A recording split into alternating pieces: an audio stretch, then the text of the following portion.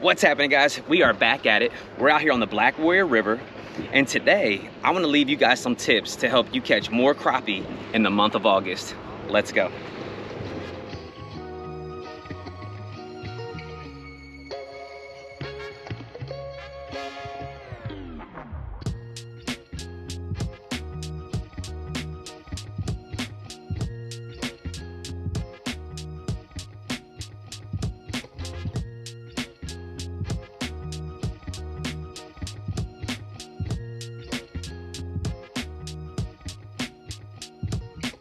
All right, so tip number one is to push out just a little bit deeper.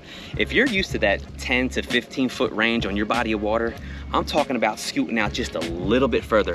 You're gonna find bigger schools and you're gonna actually find bigger crappie out there. Through my experience, those bigger crappie are gonna push out just a little bit further and hold on to some key structures that we're gonna talk about here in a second. All right, so let's talk about some of the things that I look for when I go offshore. The first thing is deep water access. You may, be on that flat. Let's say we were normally targeting that 10 to 15 range, and now we're going to try to do that 15 to 20 or maybe that 20 to 25 foot range. I'm going to try to find a flat, and those flats could be amazing. So I'm going to try to find those flats. I'm gonna scan those flats, and then I'm gonna try to find the number one crappie piece of structure, and that is wood. Any kind of lay down, brush pile, log jam, whatever it is, especially out in deeper water, could hold mega schools of crappie, and not only mega schools, but giants.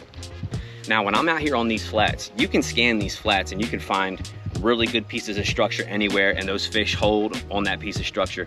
But my favorite locations are where that structure is on that flat and is really close to deep water access or close to one of these creeks. We're sitting in a creek right now, right off the main, and right off to my right hand side, there is a flat, and then it drops down and you got this creek, and this creek channel runs all the way out to the main river channel. So right where those channels kind of meet on that flat to where that current is running down and up over that flat, those are the ideal locations. So tip number one, scoot out a little bit deeper, find that structure, which is more so that wood, and it has to have some sort of deep water access right near it.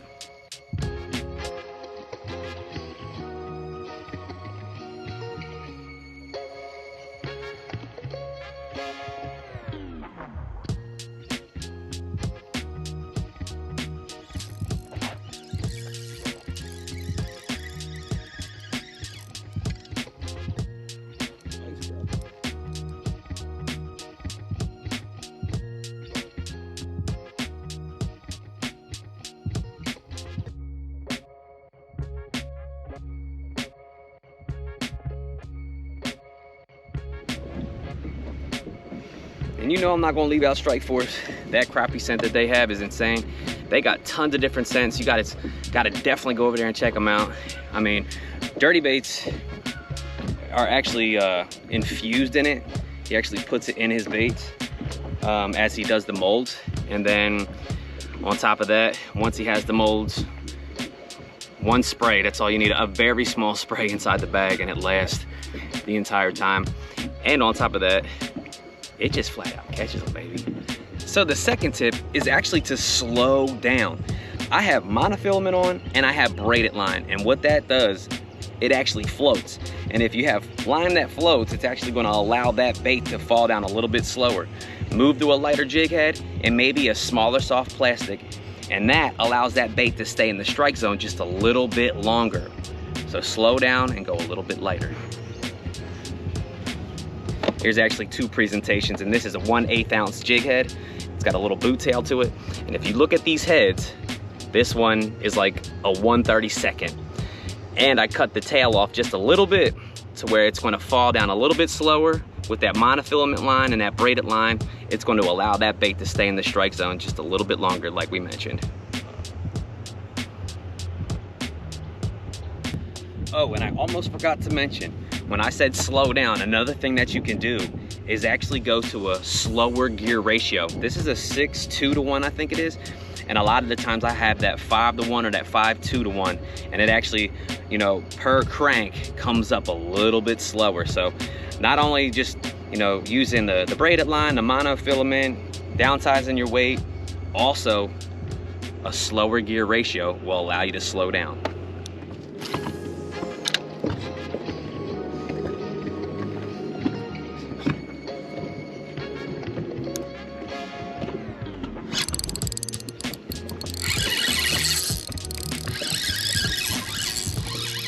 That's a good one. Look at that one. Let's go. I know you're down there. I know you're down there. Right up through the nose. Look at that. Come on, dirty bait. That's Ghost Pearl right there. The Slayer. Man, what a big snap. Thanks for playing, man.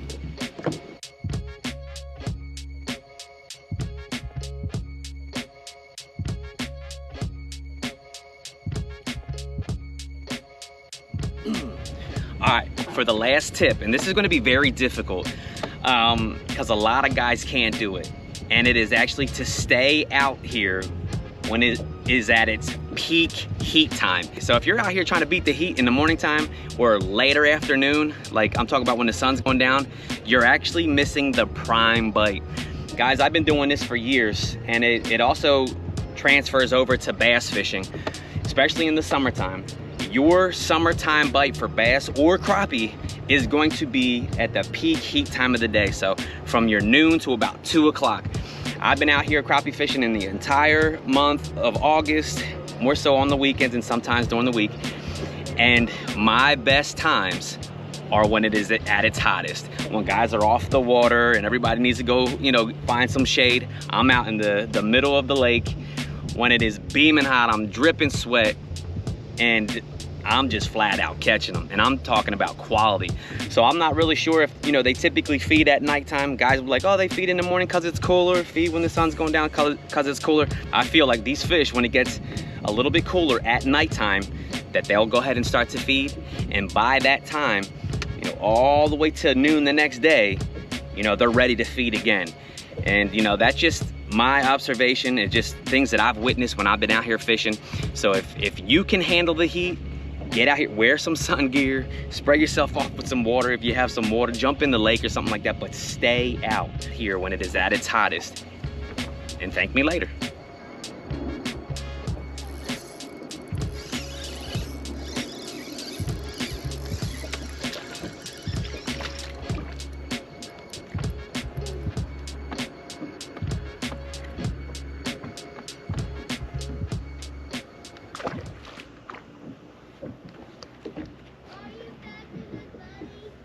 Yeah, I am. How you doing? Oh, that's cool. I'm actually filming right now. Oh, that's cool. Are you guys local, I guess? Yeah. Oh, cool. Yep, I'm Bassn with Buddy. Well, I appreciate y'all watching.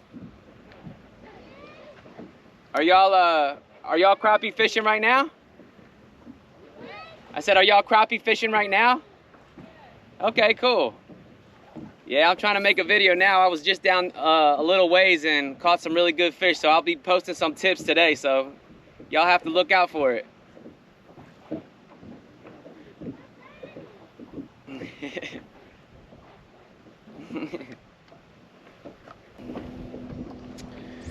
Here's another one right here.